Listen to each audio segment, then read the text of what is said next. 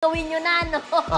Yes, dating kumikita ng milyon-milyon sa mga pelikula at commercial ng dating aktor na si Jiro Manyo, tila raw mas namumulubi pa ngayon. Kaya naman ang kanyang Gawad Urian 2004 Best Actor Trophy para sa pelikulang Magnifico ibinenta ng 500,000 sa vlogger na si Boss Toyo ng Pinoy Pop Stars. Ayan. Samantala, nag-volunteer naman si Jiro sa DOH Rehabilitation Center.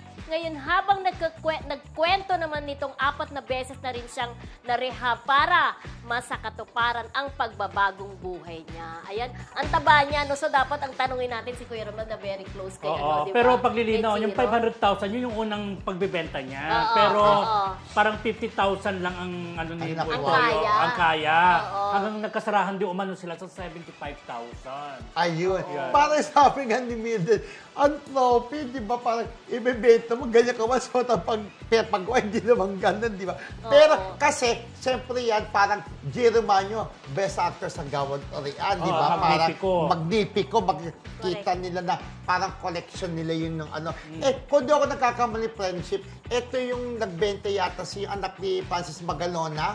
Yan ba si yung Francesca, jacket? oo. Ito, talagang sa kanila binibenta yung mga, kumbaga, memorabilia. Correct. Kaya nga tinanghal siyang Pawn Stars, di ba? Nag-ano siya, kumbaga. Pawn, hindi porn star. Parang Pawn, as in Pawn, di ba? Yung nagsasanda. Hindi porn na. Diba? Yung mga yung mga kinukuha nila mga gamit ng mga artista o kilalang tao. Actually, totoo si Jiro nasa DOH sa, sa Bataan.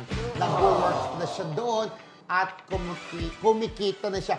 Nung New Year, nandun siya sa pamilya niya. Kasama niya si Daddy Andy. Ay, buti naman. May communication pa rin kami. Ay, gano'n. Pero di ko pa yung natatanong. Actually, tatanong ko yun, nabalitaan ko eh. Yung pagbibenta ng ganyan. Pero ang wini-wish ko, sana may award-winning actor o actress na nagbibenta ng trophy ng Star Awards. Actually, hindi sa pag-ano sinabi yung sabi ni Mildred habang wala. Bakit kaya ang Star Awards hindi binibenta? Ayaw nila. Ayaw nila kasi gusto nila. Special sa kanila yun. Ayaw namin mawala tayo. Pero alam mo, meron siyang award-winning actor talaga na wini-wish niya talaga magkaroon ng trophy ng Star Award. Parang meron na siya lahat ng Pamas, Urian, mga ganyan, Film Academy. Pero sabi niya wala pa akong Star Awards. Actor yan, friendship. Actor, magaling na actor, di ba? So, galing ka naman pala, mali mo, pasika namin, di ba? Pero mahusay naman. Napakahusay niya, friendship. Kaya lang mailap pa sa kanyang tropeyo ng Star Awards. Umisip kasi kung sino yung kalaban mo, di ba? Mabigat. May ganun naman talaga eh. Di ba? Minsan may nagsasabi, parang si Ay nung araw, wala pa akong Pamas.